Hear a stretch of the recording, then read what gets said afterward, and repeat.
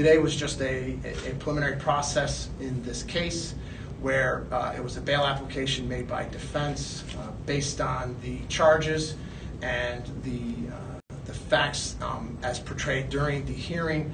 We had requested remand, which is permitted under our bail statute, and as you saw, the court did decide that the least restrictive means to ensure the defendant's appearance in court was a remand. So at this time, the defendant will be remanded to court pending further action in grand jury proceedings, etc. The defendant is accused of having fired a shot at a vehicle that was on his property. That shot ultimately killed Kaylin Gillis. It's important to keep in mind today the defendant is presumed innocent, but know that my office will do everything in our power to ensure that justice is served for Kaylin Gillis and those that were with her today. As a father, and an uncle, and having friends that were impacted by this, you understand why it touches a chord across the country, because that's the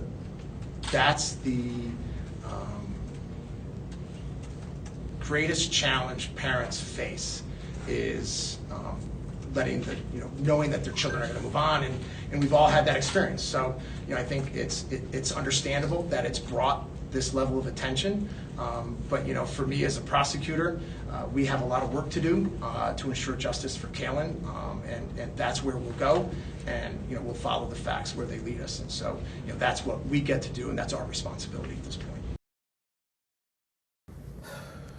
Kaylin was an amazing young lady. We all loved her so much. She was so kind.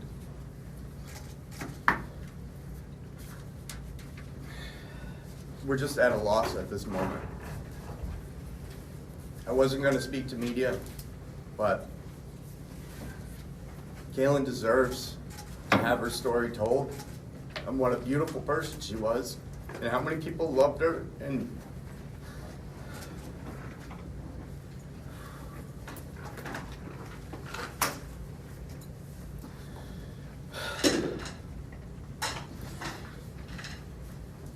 my daughter was an honor student. She had hopes and dreams of becoming. She had hopes and dreams of becoming a marine biologist or a veterinarian. She loved animals. And this man took that away from us. It's my understanding that my daughter and her friends made the mistake of pulling in his driveway, realized it, turned around, and he fired at them as they were leaving the driveway.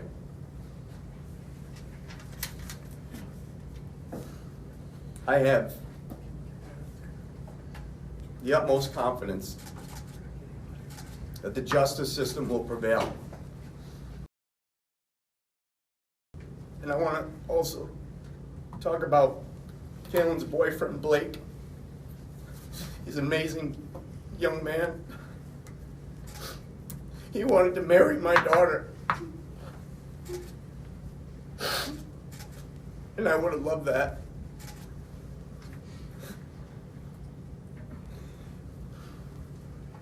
The first time I saw Blake after this happened,